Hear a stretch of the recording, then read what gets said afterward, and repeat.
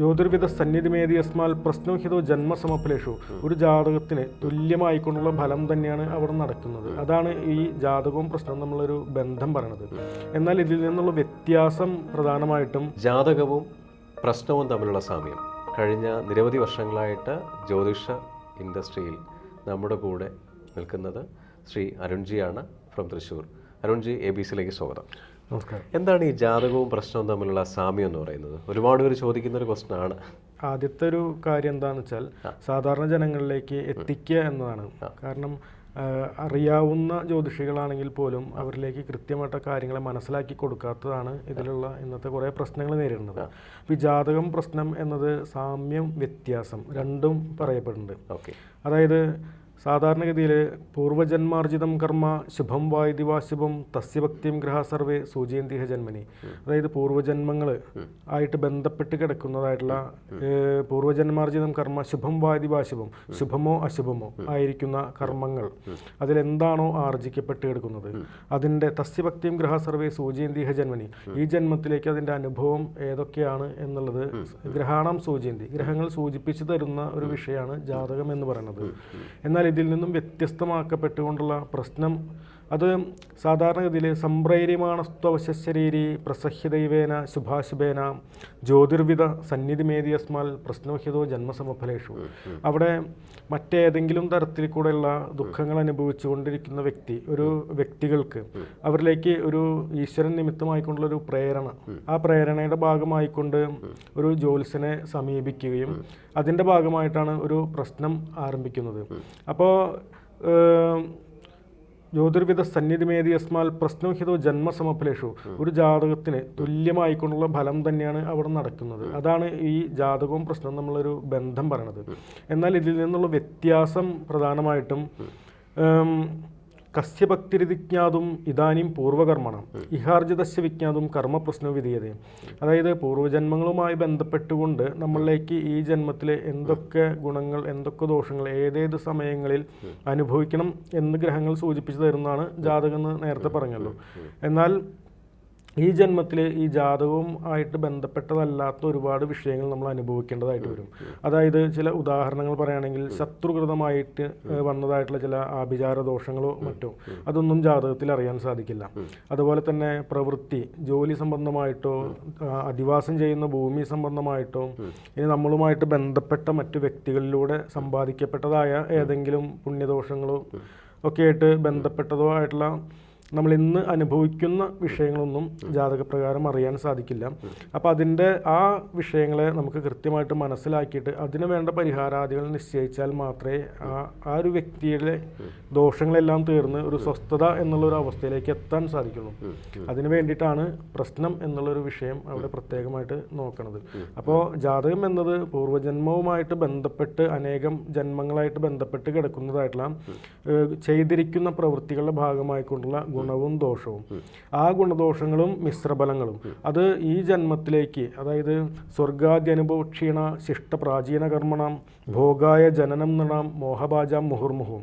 അതായത് ഈ ഓരോ കർമ്മഫലങ്ങളും സ്വർഗനരകാദികളിൽ അനുഭവം കഴിഞ്ഞതിന് ശേഷം ബാക്കിയുള്ളത് അടുത്ത ജന്മങ്ങളിലേക്ക് അനുഭവിക്കുമെന്നാണ് പറയാം. അപ്പോൾ കുറേ ജന്മങ്ങളിലത്തെ ഫലങ്ങൾ, ആ ഫലങ്ങളിൽ ഓരോ ജന്മങ്ങളും ഇനി എന്തൊക്കെ മുൻ ജന്മങ്ങളിൽ പ്രവർത്തിച്ച ഒരു നല്ല കർമ്മത്തിൻ്റെ ഫലമാണെങ്കിൽ ഈ ജന്മത്തിൽ ആ നല്ല ഫലം ഏത് സമയത്ത് അനുഭവിക്കണം. ഇനി ഒരു ദോഷമാണ് പ്രവർത്തിച്ചതെന്ന് വെച്ചാൽ ഈ ജന്മത്തിൽ ആ ദോഷത്തിൻ്റെ ഫലം അത് എപ്പോൾ അനുഭവിക്കണം, അതെങ്ങനെ അനുഭവിക്കണം, ഇതൊക്കെയാണ് ജാതകം സൂചിപ്പിക്കുക. ഇതിൽ നിന്നും പ്രശ്നം അത് കുറച്ച് വ്യത്യസ്തമാണ്. ഇതിൽ മറ്റൊരു കാര്യം കൂടി പറയണത് എന്താണെന്ന് വെച്ചിട്ടുണ്ടെങ്കിൽ, ഒരു പ്രശ്നം ചിന്തിക്കുമ്പോൾ പറയുന്ന ഒരു ഓർഡർ ഉണ്ട്. പൃച്ഛാനിർഗമ മാർഗ മന്ദിരഗതി പ്രശ്നക്രിയാ സംഭവം സൂത്രത്രിസ്ഫുടജാഷ്ടമംഗല ഫലാരൂഢോദയേന്ദുദ്ഭവം ആയുഗ്യേടവശാച്ച ജാതകവശാൽ സഞ്ചിന്യ ഭാവാൻ പരാൻ. അവിടെയാണെങ്കിലും ഒരു പ്രശ്നം നോക്കുന്ന സമയത്ത്, ഒരു വ്യക്തിഗതമായിട്ടുള്ളൊരു ഒറ്റരാശി അല്ലെങ്കിൽ ഒരു പ്രശ്നം നോക്കുന്ന സമയത്ത് അവിടെ ജാതകത്തെ കൂടി ഒന്ന് വിലയിരുത്തിക്കൊണ്ട് വേണം മുന്നോട്ട് പോകാൻ എന്ന് അവിടെ ആ പ്രമാണപ്രകാരം ഒന്ന് സൂചിപ്പിക്കുകയാണ്. അപ്പോൾ ജാതകപ്രകാരം നോക്കി ആ ജാതകത്തിൽ ഒരു പക്ഷേ നമ്മൾ ഇന്ന് അനുഭവിക്കുന്നത്, ജാതകത്തിൽ ചിലപ്പോൾ നല്ല കാലഘട്ടമായിരിക്കാം, രാജയോഗാദി വിഷയങ്ങളൊക്കെ അനുഭവിക്കുന്ന ഒരു സമയമായിരിക്കാം. പക്ഷേ ഈ സമയത്ത് നമുക്കതിൻ്റെ ഫലം അനുഭവിക്കാൻ കഴിയാത്തതിൻ്റെ കാരണം ആണ് നമ്മൾ പ്രശ്നപ്രകാരം കണ്ടെത്തേണ്ടത്. അതായത് അതിൽ ചില പ്രമാണങ്ങളും പ്രത്യേകമായിട്ട് പറയുന്നുണ്ട്.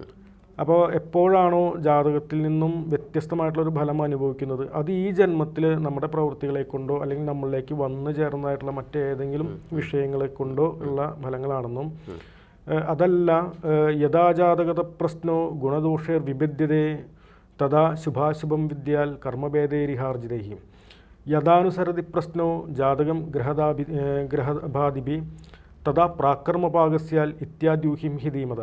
അതായത് നമ്മൾ അനുഭവിക്കുന്ന ഫലങ്ങൾ, നമ്മളിപ്പോൾ അനുഭവിച്ച് കൊണ്ടിരിക്കുന്ന ഫലങ്ങൾ ജാതകപ്രകാരം നോക്കുമ്പോൾ അതും അതുപോലെ പ്രശ്നപ്രകാരം നോക്കുമ്പോൾ അതും സാമ്യമായിട്ട് വരികയാണെങ്കിൽ അത് മുൻജന്മവുമായിട്ട് ബന്ധപ്പെട്ട വിഷയങ്ങളാണ് നമ്മളിന്ന് അനുഭവിക്കുന്നത്. അതിൽ നിന്നും വ്യത്യസ്തമാക്കപ്പെട്ടുകൊണ്ട് ജാതകത്തിൽ നല്ലൊരു ഫലങ്ങളും അതുപോലെ അനുഭവത്തിലേക്ക് ദോഷം ഫലങ്ങളുമാണെങ്കിൽ അത് പ്രശ്നപ്രകാരം നോക്കിയിട്ട് അതിലെ ഈ ജന്മത്തിൽ നമ്മുടെ പ്രവൃത്തികളെ കൊണ്ടോ മറ്റേതെങ്കിലും തരത്തിൽ കൂടെയോ ഉള്ള വിഷയങ്ങളെ കൊണ്ട് വന്നു ചേർന്നിട്ടുള്ള ഫലങ്ങളാവും അനുഭവിക്കാമെന്ന് അറിയണം. അതാണ് ഈ ജാതകവും പ്രശ്നവും തമ്മിലുള്ള പ്രധാനമായിട്ടുള്ള വ്യത്യാസം. ഇപ്പോൾ ഈ അരുൺജി പറഞ്ഞില്ലേ, ഈ നമ്മൾ ജാതകം നോക്കുന്ന സമയത്ത് അല്ലെങ്കിൽ പ്രശ്നമാർഗ്ഗങ്ങൾ നോക്കുന്ന സമയത്ത് മുൻജന്മ പാപകർമ്മങ്ങൾ നമുക്ക് കണ്ടെത്താൻ കഴിയുമെന്ന് പറഞ്ഞില്ലേ, അത് എങ്ങനെയായിരിക്കും കണ്ടെത്തുക? അതിൽ സാധാരണഗതിയിൽ ചില ഭാവങ്ങളെ അടിസ്ഥാനപ്പെടുത്തിക്കൊണ്ടും ചിന്തിക്കും.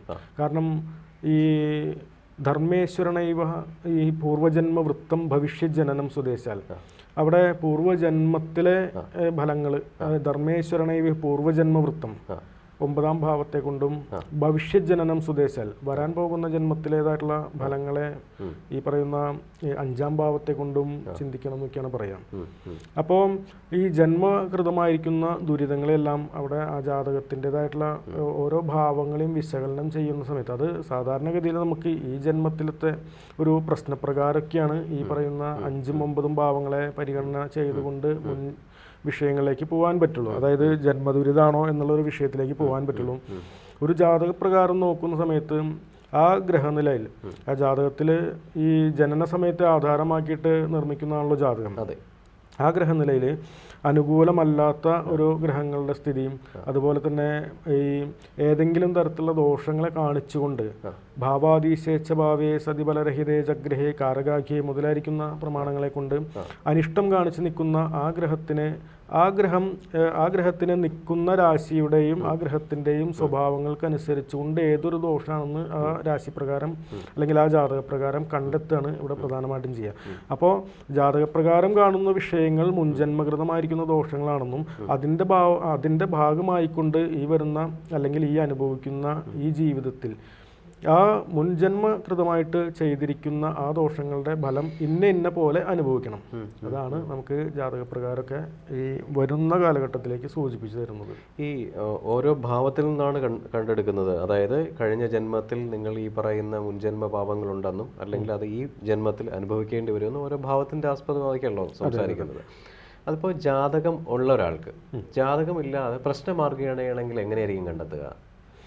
അതാണ് നമ്മൾ ഈ ഭാവങ്ങൾ വിശകലനം ചെയ്യേണ്ടത്. ഞാൻ നേരത്തെ പറഞ്ഞു ധർമ്മേശ്വരന ഈ പൂർവ്വജന്മ വൃത്തം ഭവിഷ്യജനനം സുദേശൽ എന്നുള്ള ആ ഒരു നിയമം അത് 5ാം ഭാവത്തിനെ കൊണ്ട് ചിന്തിക്കുകയാണെങ്കിൽ തന്നെ പ്രജ്ഞാമേധ പ്രതിഭ വിവേകശക്തി പുരാതനം പുണ്യം പൂർവിക പുണ്യം, അതായത് മുൻജന്മവുമായിട്ട് ബന്ധപ്പെട്ട് സമ്പാദിക്കപ്പെട്ട പുണ്യത്തെ 5ാം ഭാവം കൊണ്ട് ചിന്തിക്കണം.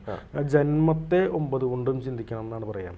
അപ്പോൾ ആ 9ാം ഭാവത്തെ പ്രധാനമായിട്ടും വിശകലനം ചെയ്തുകൊണ്ട് ആ ഭാവത്തിൽ അതിൽ നിന്നും ദുരിതം ആണ് കാണിക്കുന്നത്. അത് ആ രാശിപ്രകാരമൊക്കെയാണ് നമ്മളത് ഉറപ്പിക്കേണ്ടത്. കാരണം ഒരു ഉദാഹരണം പറയുകയാണെങ്കിൽ 9ാം ഭാവത്തിൻ്റെ 12ാം ഭാവം, ആ ഭാവം ഈ 9ന്റെ 12 വ്യയസ്ഥാനം, അതായത് ഈ ഭാഗ്യവ്യയം എന്ന് പറയാം. അങ്ങനെയുള്ള ഭാവങ്ങളിലെ അനിഷ്ടസ്ഥിതി, അതായത് ഈ പാപഗ്രഹങ്ങളുടെ സ്ഥിതി മുതലായിരിക്കുന്ന ദോഷങ്ങളെ പ്രത്യേകം ചിന്തിച്ചുകൊണ്ട് അത് ജന്മദുരിതങ്ങളായിട്ട് വരാമെന്ന് നമുക്കത് കൽപ്പിക്കാനായിട്ട് സാധിക്കും. അതൊന്ന് ഉറപ്പിക്കുന്നതിനും കൂടിയിട്ടാണ് നമ്മൾ ജാതകത്തിനെ ആ കൂട്ടത്തിൽ കൂടെ തന്നെ ഒന്ന് വിശകലനം ചെയ്യുന്നതിൻ്റെ ആവശ്യം. ഓക്കെ, ഇങ്ങനെ ഒരു പാപകർമ്മം ഉണ്ടെന്ന് തെളിയുകയും അല്ലെങ്കിൽ ഇങ്ങനൊരു എന്താ പറയുക മുൻജന്മത്തിലുണ്ടായിരുന്ന പാപങ്ങൾ ഈ ജന്മം നമ്മളെ പിന്തുടരുകയാണെന്ന് പറയുകയും ഇവിടെ നമ്മൾ അനുഭവിക്കുകയും ചെയ്യുന്ന സമയത്ത് നമുക്കിതിന് എങ്ങനെ ഒരു പരിഹാരം കണ്ടെത്താൻ പറ്റും? എന്ത് ചെയ്താലാണ് ഈ പറയുന്ന ദുരിതം മാറി കിട്ടുക? ഇപ്പം ഒരുപാട് ആൾക്കാർ ഫേസ് ചെയ്യുന്ന പ്രശ്നമാണ് പല രീതിയിലുള്ള ദുരിതങ്ങൾ. അതെ അല്ലേ? അതെങ്ങനെ മാറ്റിക്കൊടുക്കാൻ പറ്റും? സാധാരണ ദുരിതം എന്നുള്ള വിഷയത്തിന് പരിഹാരം എളുപ്പമല്ല. കാരണം എന്താണെന്ന് വെച്ചിട്ടുണ്ടെങ്കിൽ നമുക്ക് ഈ ശാപാതി ദുരിതങ്ങൾക്ക് ഇന്ന് പരിഹാരം ഉണ്ട് എങ്കിൽ ഇന്ന് എല്ലാ ജനങ്ങളും അതുമാത്രമേ പ്രവർത്തിക്കുള്ളൂ. അപ്പോൾ സാധാരണഗതിയിൽ ഇതിനുള്ളൊരു സാമാന്യമായിട്ടുള്ള പരിഹാരം എന്താണെന്ന് വെച്ചിട്ടുണ്ടെങ്കിൽ ദാനമാണ് ഇതിൻ്റെ ദാനം തന്നെയാണ് ഇതിൻ്റെയൊക്കെ ഒരു പ്രധാനമായിട്ട് പരിഹാരമായിട്ട് നിശ്ചയിക്കുക. അതും ദോഷം തീരാനല്ല, മറിച്ച് ദോഷത്തിൻ്റെ കാഠിന്യം കുറയുക എന്നുള്ളൊരു വിഷയം മാത്രമാണ് പ്രധാനമായിട്ടുള്ളത്. അതിൻ്റെ കാരണം എന്തുകൊണ്ടാണെന്ന് വെച്ചിട്ടുണ്ടെങ്കിൽ ഇപ്പോൾ സാധാരണഗതിയിൽ ഒരു ജന്മദുരിതമായിട്ട് ഒരു സ്ത്രീനെ ഒരു ഭാര്യാനാശം, ഒരു ഭാര്യയെ വധിച്ചതായിട്ടുള്ളൊരു ദോഷം, ഇപ്പോൾ 7 ഗുളികനൊക്കെ നിൽക്കുകയാണെങ്കിൽ സാധാരണ പറയും കളത്രഹന്ത മതകെ അധികാമ, കളത്രത്തെ ഹന്തം വധിക്കുക, അങ്ങനെയുള്ള ചില ദോഷങ്ങളൊക്കെയാണ് ഇതിൽ പറയുക. അപ്പോൾ ജാതപ്രകാരം നമ്മൾ കുറേ വിഷയങ്ങളൊക്കെ നോക്കിക്കൊണ്ട് ഒരു ഭാര്യാനാശമാണ് സംഭവിച്ചിട്ടുള്ളത് മുൻജന്മ ദുരിതമായിട്ട് ബന്ധപ്പെട്ടു. അതുകൊണ്ട് ഈ വരുന്ന കാലഘട്ടത്തിലേക്ക് അത് ഏതൊരു ഗ്രഹം ആ ഗുളികനായിട്ടോ അല്ലെങ്കിൽ ഏതൊരു ദോഷത്തെ നിശ്ചയിച്ച ഗ്രഹമായിട്ട് ബന്ധപ്പെട്ട ദശാകാലങ്ങളോ അപഹാരങ്ങളോ വരുന്ന കാലഘട്ടത്തിലാണ് ഇതിൻ്റേതായിട്ടുള്ള ദോഷങ്ങൾ അനുഭവിക്കുക. അപ്പോൾ ആ അനുഭവിക്കുന്ന കാലഘട്ടം വരുന്ന സമയത്ത് ഈ ദുരിതത്തിന് ആ ഗ്രഹങ്ങളെ കൊണ്ട് പറയുന്നതായിട്ടുള്ള തക്കതായ പരിഹാരങ്ങളാണ്. സാധാരണഗതിയിൽ ജാതകദോഷങ്ങൾക്കൊക്കെ ഈ ദാനം തന്നെയാണ് കൂടുതലായിട്ടും നിശ്ചയിക്കുക. മറ്റ് പൂജാതി പരിഹാരങ്ങളൊന്നും അതിലേക്ക് പൂർണ്ണമായിട്ടും ഫലം ചെയ്തുകൊള്ളണം എന്നും പറയാനായിട്ട് സാധിക്കില്ല. അപ്പോൾ ഓരോ ദോഷങ്ങൾക്കും അതിനനുസരിച്ചുകൊണ്ട് ഇപ്പോൾ ഓരോ പൂജകൾ ചെയ്യും, അത് കഴിഞ്ഞിട്ട് അത് പ്രതിമകളിലേക്കും മറ്റും ആ ദോഷത്തിനെ ആവാഹിക്കും ക്ഷേത്രങ്ങളിലേക്കൊക്കെ സമർപ്പിക്കുന്ന ഒരു സമ്പ്രദായം ഇന്ന് പൊതുവെ നിലവിൽ കണ്ടുവരേണ്ടതും എല്ലാവരും നിശ്ചയിക്കാറുള്ളത് തന്നെയാണ്. പക്ഷേ ഇതിൻ്റെ ഒക്കെ അടിസ്ഥാനം പറയണത് എന്താണെന്ന് വെച്ചിട്ടുണ്ടെങ്കിൽ സാധാരണഗതിയിൽ ആദ്യകാലഘട്ടങ്ങളിലൊക്കെ ഇതിൻ്റെ അടിസ്ഥാനം സ്വർണത്തിൻ്റെ പ്രതിമയിലേക്ക് എന്നാണ് പറയാം. അതിന് ഒരളവ് പറയുണ്ടാവും, ആ അത്രയും തൂക്കത്തോട് കൂടിയിട്ടുള്ള സ്വർണത്തിൻ്റെ പ്രതിമയിലേക്ക് ആവാഹിച്ച് അത് ദാനം കൊടുക്കലായിരുന്നു പ്രധാനമായിട്ടുണ്ടായിരുന്നത്. ഇന്ന് ആ ഒരു വിഷയത്തിലേക്ക് ഒരു ഈശ്വരാധീനം വരുന്നതിൻ്റെയും മറ്റും ഭാഗമായിക്കൊണ്ട് ആ മൂർത്തികളെ നിശ്ചയിക്കുന്ന മൂർത്തികൾക്ക് വേണ്ടതായിട്ടുള്ള പൂജ ഹോമാദികളെല്ലാം നടത്തിക്കൊണ്ട് ഇതേ കർമ്മം ചെയ്യുന്നു. ഇന്നിപ്പോൾ ദാനം ആരും സ്വീകരിക്കാത്തതിൻ്റെ ഭാഗമായിക്കൊണ്ട് ക്ഷേത്രങ്ങളിൽ സമർപ്പിക്കുക, അങ്ങനെയാണ് കണ്ടുവരുന്നത്. ഓക്കെ, അരുൺജി മെയിൻലി പറയുന്നതെന്ന് വെച്ച് കഴിഞ്ഞാൽ ഈ പറയുന്ന നമ്മുടെ ദുരിതങ്ങൾ മാറുന്നതിന് വേണ്ടി ദാനങ്ങൾ കൊടുക്കുക, അല്ലെ, ദാനം ചെയ്യുക. ദാനം ചെയ്യുന്ന സമയത്ത് കാഠിന്യം കുറയും എന്നാണ് പറയുന്നത്. വളരെ നന്നായിട്ട് വിശദീകരിച്ചിട്ടുണ്ട്. സന്തോഷം, നന്ദി, നമസ്കാരം.